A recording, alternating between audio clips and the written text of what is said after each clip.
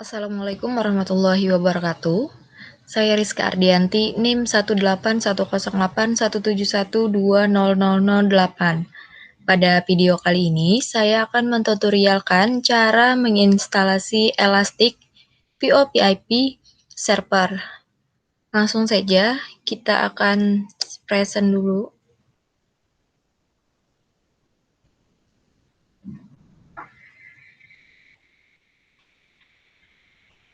Nah,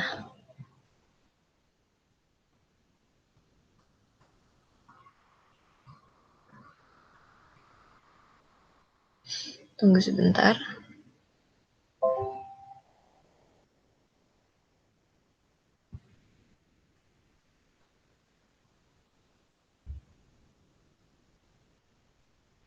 Nah, jadi kita akan mencari tahu dulu apa itu yang akan ditutorialkan. Nah, yang pertama itu software yang diperlukan untuk menggunakan Elastic VoIP ini adalah VMware Workstation. Nah, di mana VMware Workstation ini terbagi menjadi dua, ada yang Pro dan juga ada yang Player. Di mana yang Pro ini merupakan software berbayar, tapi juga memiliki banyak fitur yang dapat digunakan. Lalu untuk VMware Workstation Player itu gratis, tapi tidak banyak fitur yang dapat digunakan. Nah, ini cara mendownload VMware Workstation-nya. Nanti linknya saya akan taruh di deskripsi. Kita pilih yang VMware Workstation Player. Lalu nanti kita akan ada memasukkan .iso. Di sini nanti saya akan juga bagikan di deskripsi untuk linknya. Jadi ini nanti kita klik yang bagian si project.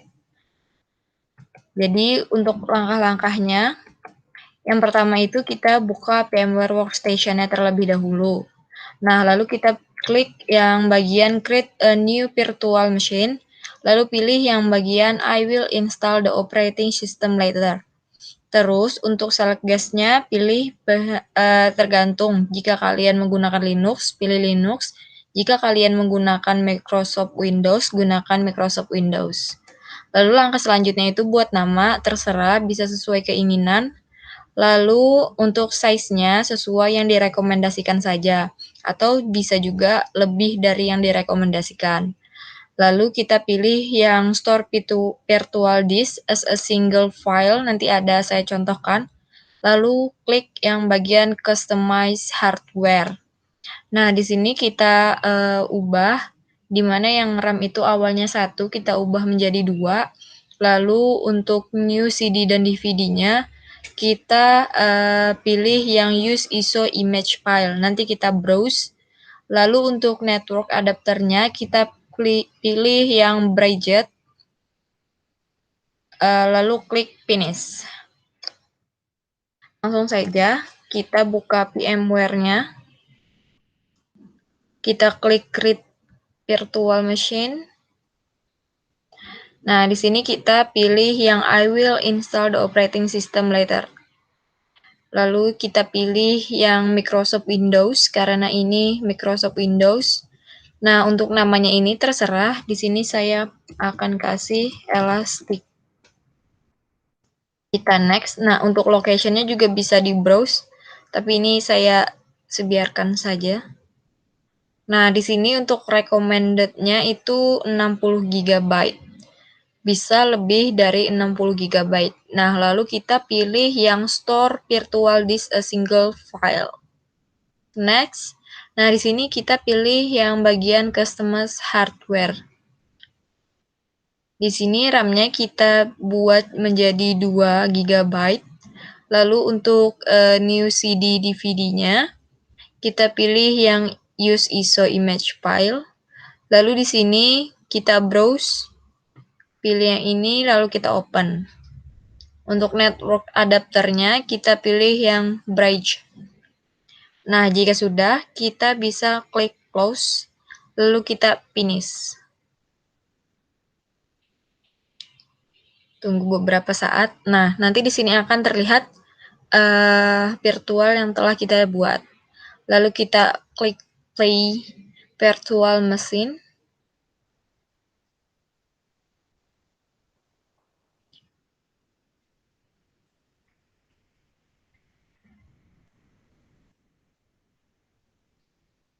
Tunggu beberapa saat. Dikarenakan ada masalah, saya akan lanjutkan ke PPT-nya. Jadi ini remind me later dulu, terus kita bisa stop atau pause. Nah, jadi kita lanjut ke bagian PPT. Nah, di mana nanti seperti yang terlihat tadi, di sini kita klik bagian play virtual machine, lalu nanti akan tampilannya seperti ini. Lalu kita klik enter untuk menginstal server berbasis GUI. Nah, lalu tampilannya akan berubah seperti ini, di mana akan menampilkan bahasa. Jadi kita pilih saja sesuai keinginan kita. Kita pilih bahasa yang kita inginkan, lalu klik OK. Lalu akan tampil lagi keyboard tipe yang kita inginkan. Kita pilih lagi, lalu kita klik OK. Nah, nanti akan tampil peringatan, di mana di sini kita klik iya saja. Lalu di sini yang tips partisinya kita pilih yang remove all the partition on the selected device. Lalu kita klik OK. Nah, kembali muncul peringatan. Di sini juga kita klik ya. Lalu jika tampilannya beralih seperti ini, lihat kembali layout. Kita pilih yang tidak. Nah, untuk konfigurasi network interface-nya kita pilih ya. Lalu tampilan akan berubah seperti ini. Nah, di sini kita pilih yang bagian enable IPv4 support. Lalu kita klik OK. Nah, di sini kita bisa disuguhkan dua pilihan, di mana di sini ada yang DHCP dan juga ada yang statik. Jadi terserah mau milih yang mana. Lalu setelah itu kita klik OK lagi setelah mengisi alamatnya. Nah, lalu di sini setting jaringannya, di mana gateway-nya itu kita isi dan juga DNS primernya. Lalu kita klik OK. Nah, di sini kita masukkan nama hostnya secara manual. Setelah itu kita klik OK. Lalu setelah itu akan muncul pilihan zona waktu. Jadi sesuai dengan zona waktu kita sendiri. Lalu kita klik OK. Nah, di sini kita diperintahkan untuk memasukkan password. Di sini minimal itu 6 karakter. Terserah passwordnya mau apa, lalu kita OK. Nah, di sini sudah selesai setelah mengisi password. Tunggu hingga instalasi selesai. Nah, jika instalasi selesai, akan tampil seperti ini. Lalu kita akan masukkan password yang sama untuk memudahkan kita nantinya. Tapi bisa juga berbeda. Nah, jika sudah, di sini kita lakukan login dengan root dan password yang telah dibuat sebelumnya. Nah, nanti akan tampil URL-nya, dan URL ini nanti kita akan salin ke browser. Nah, jika sudah seperti itu, nanti tampilannya akan seperti ini. Nah, di mana di sini username-nya diisi dengan admin dan password-nya itu yang telah kita buat sebelumnya. Nah, nanti tampilannya akan berubah seperti ini.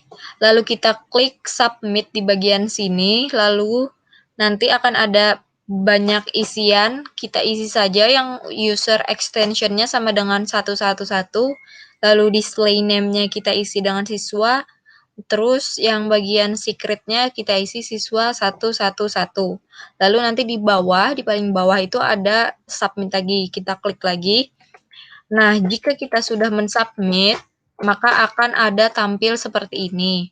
Lalu kita bisa mensubmit lagi dengan user extension yang berbeda. Di sini user extension-nya adalah 222, lalu display name-nya adalah guru, lalu secret-nya adalah guru 2222. Lalu kita klik submit lagi. Nah, nanti akan ada tampilan seperti ini, di mana yang telah kita submit akan terlihat di sini. Nah, jika sudah selesai, kita klik yang Apply Configuration Change Here. Nah, klik bagian yang merah-merah ini untuk menggunakan konfigurasi yang telah diubah.